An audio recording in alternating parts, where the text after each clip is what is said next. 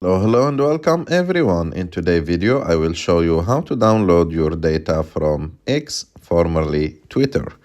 To do this, it's very simple. You have just to go to X, open it, and after that, you can go and let me repost this. Click on your picture on the top right of the top left, of the screen.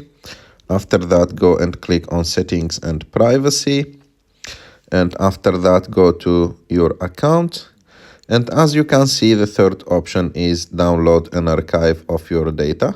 Click on it. And after that, you will have to log into your account, of course, to request and to download your data. I hope that you like this video. If you like this video, don't forget to subscribe to our channel, to like this video, and see you in the next.